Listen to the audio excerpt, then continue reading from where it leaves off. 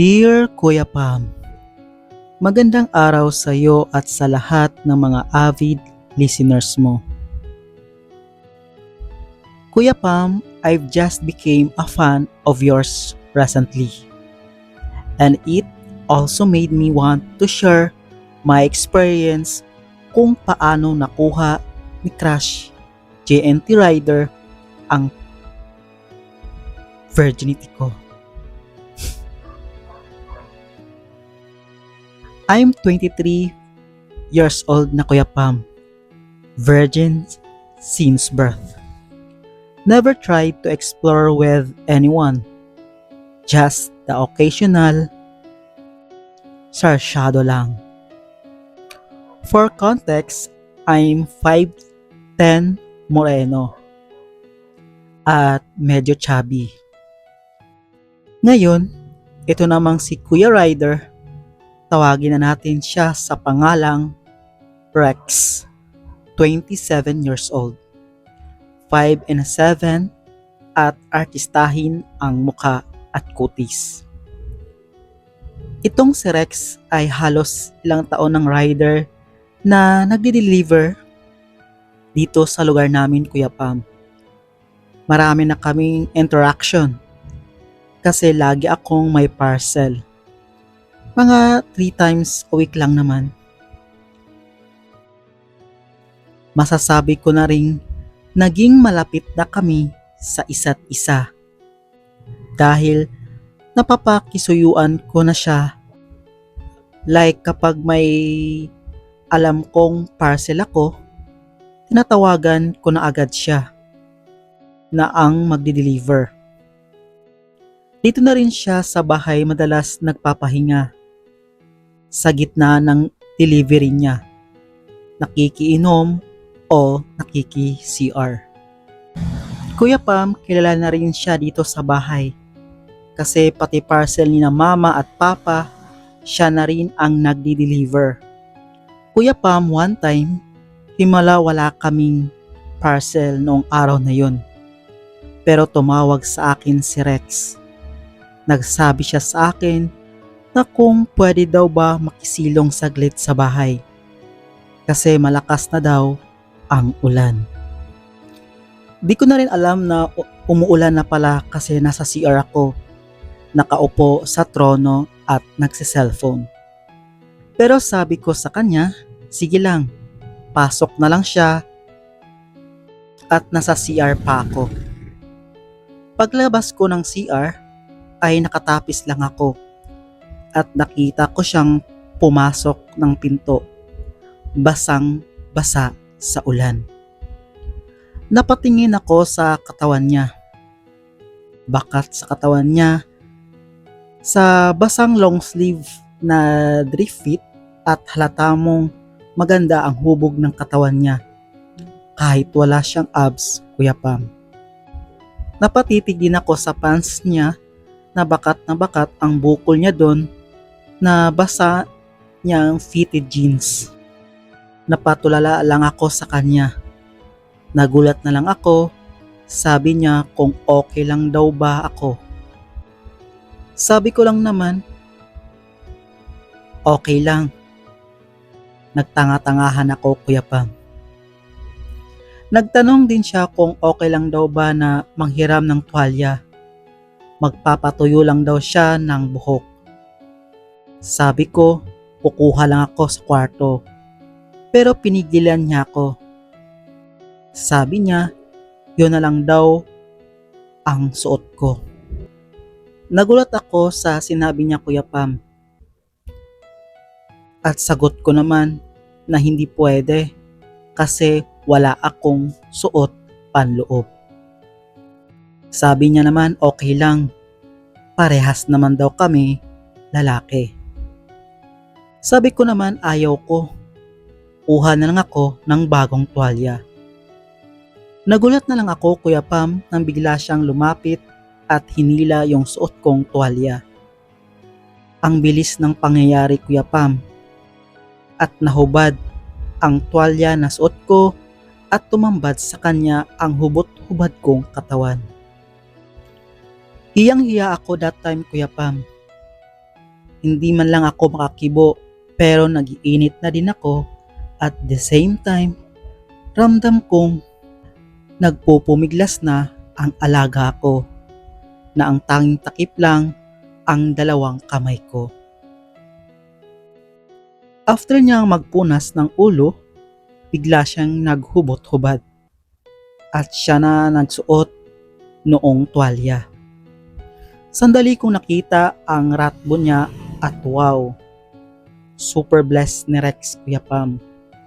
Mga 5 inches pero malambot pa iyon. Hindi pa natigas. At malaki rin ang dalawang bayabas niya.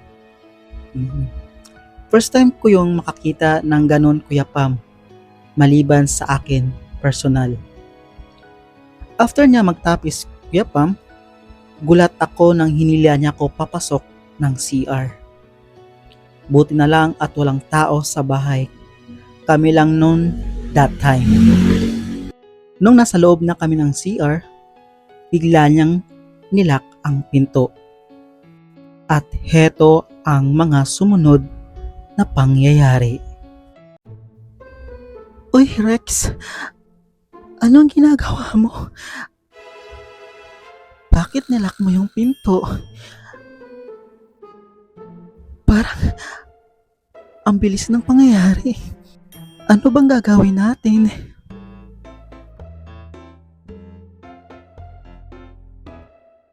Ano ka ba? First time mo ba? Bakit parang nahihiya ka pa? Oo Rex. First time ko kasi. Para kasi ang bilis ng pangyayari. Di ko alam ang mga ganito. First time kong gagawin to sa tanang buhay ko. Di ko alam na papatulan mo ko. Ano ka ba? Matagal na akong may pagtingin sa'yo. Hindi mo ba nahahalata? Ay, akala ko naman parang tropa lang ang tingin mo sa akin. Sa totoo lang, matagal na rin kitang gusto. Pero nahihiya ako. Kasi 'di ba?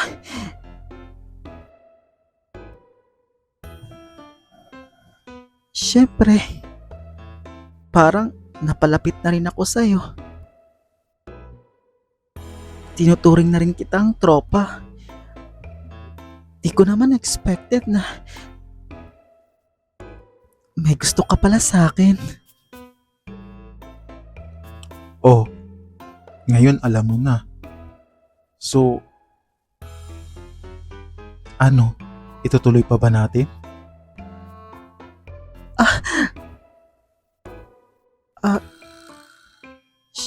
Syempre, nasimula na natin to eh. Eh di, umpisahan na natin. Pero, hindi ako marunong ha. First time ko kasi. Huwag kang mag-alala. Ako ang bahala sa'yo. Tuturuan kita.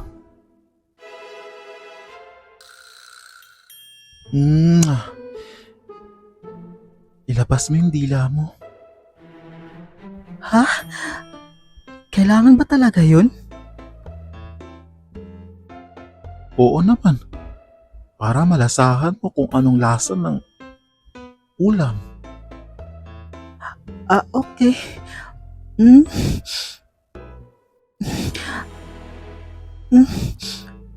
Ang sarap mo pala, Rex.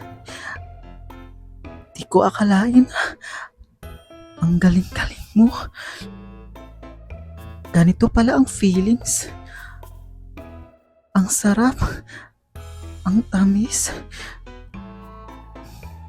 Ay, Rex, wag dyan.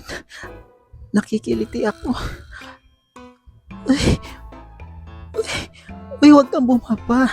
Nakakahiya. Di ba lalaki ka? Bakit kakain ka ng saging? Huwag ka na maingay. Siyempre, lalaki ako pero gusto kong paligayahin ka. Ayaw mo ba? Kasi nakakabigla lang. Di ba dapat ako ang gagawa sa niyan? Oo. Pero, palitan tayo. Di naman ako papayag na ako lang yung masasarapan. Gusto ko masaya ka din. Kaya, huwag ka nang mahiya. Sige. Kakainin ko na yung saging ha. Relax ka lang. Rex, nakakakiliti pala to. Ang sarap. Ay, wait lang Rex. Ako naman, kasi baka maunahan pa kita. Tumayo ka na dyan. Ako naman.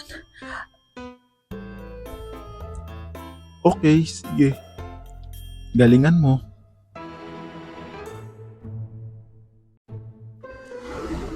Ah.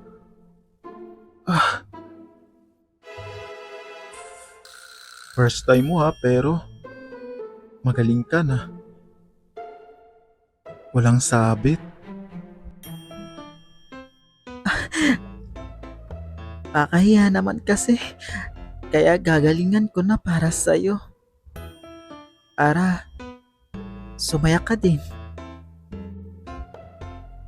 Sabay na tayo mag-jackstone para sabay rin tayong makalabas sa mundong ito. Sige ba? Dahil first time mo, di na kita pipilitin. Next time, bobonahin na kita. Okay lang ba sa'yo? No problem, Rex. Gusto ko nga sana ngayon pero di pa kasi ako handa. Next time na lang. Okay lang ba? Ayos lang. Di kita pipilitin. Sige na. Okay. Kuya Pam, at doon nga nagtapos ang kababalaghan na ginawa namin ni Rex sa CR. Medyo nahiya pa ako, Kuya Pam, kasi naunahan ko pa siyang magpalabas. Sinabi ko na lang na babawi ako next time.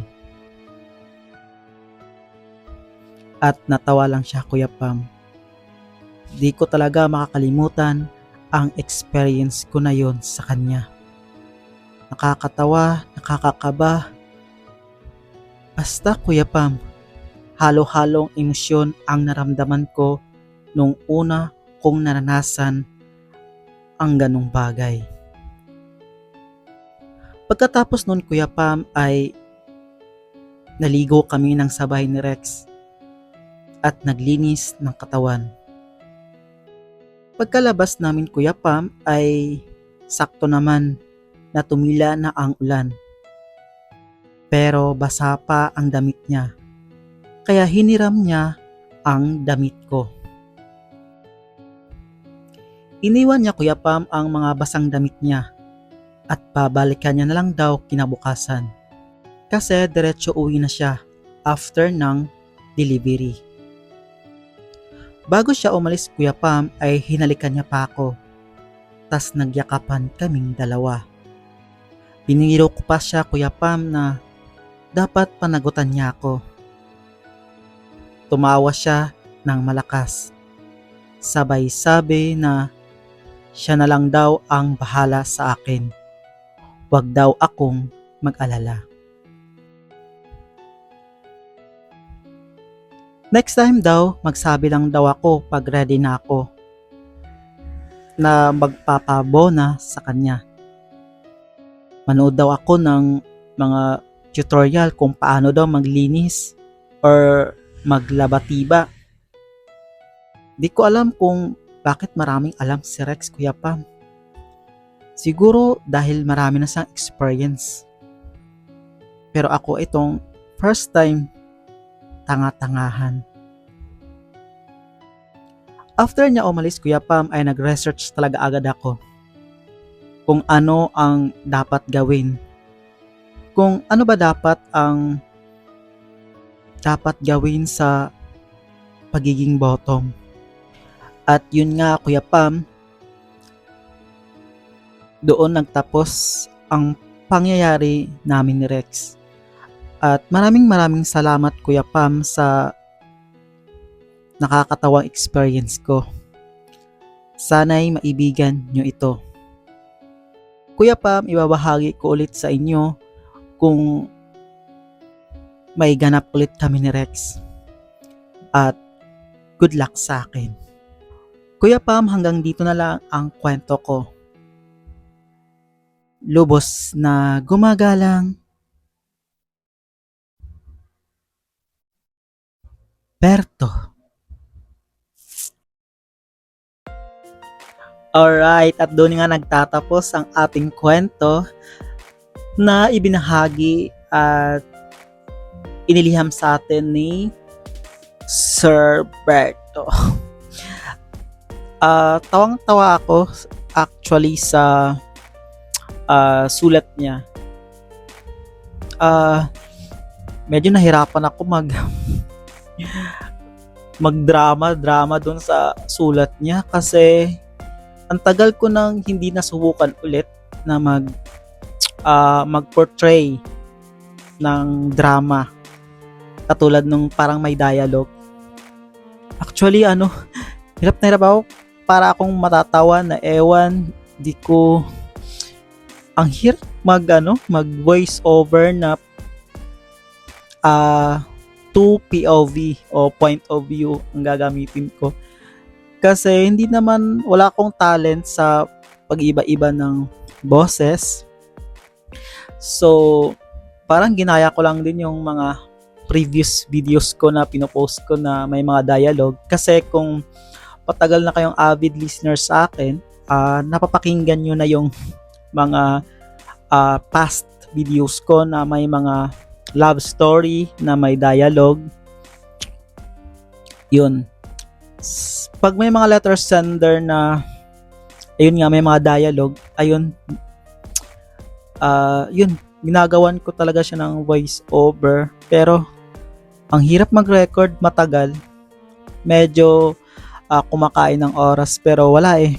Ganun talaga kasi kailangan natin i-portray yung dialogue na sinend ni sender. Kasi hindi naman pwedeng laktawan lang natin yun.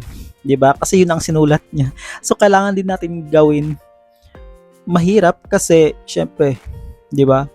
Wala akong talent sa ganun. Yung mga hindi ako DJ or yung mga sa radyo na may talent na paiba-iba yung boses. Ako wala ako. Kaya ang hirap. Pero guys, wag nyo na akong i-bash, okay? Intindihin nyo na lang yung kwento. Kasi hindi naman masyadong mahirap intindihin yung kwento. So baybayan nyo na lang at intindihin yung kwento natin na sinend sa atin ni Berto at yung JNT na delivery rider niya ng parcel. Nakakatuwa at nakakatawa, basta natutuwa ako sa kwento niya. Feeling ko totoo naman yung kwento kasi may mga nangyayari din talaga doon. Kasi may mga group sa Facebook na nag-share ng mga ganong kwento about sa, yun nga, mga karanasan nila sa mga riders, mga GNT, I mean, yung mga angkas or Grab, tapos with extra, ganun, chichicheche. May mga nababasa akong ganun. So, siguro totoo nga ng mga ganun may nangyayari ganun. Kasi based sa experience ko, wala pa naman, actually. Kasi, parang wala naman akong, may mga naging close ako na nag-deliver ng parcel, pero syempre nakakaya mag-approach, di ba? Kasi, sipin mo, regular mo siyang rider, nag-deliver ng parcel, tapos ganun, alokin mo. Paano kung hindi pala siya ganun? Di napahiya ka, di ba? So, paano yung next deliver niya?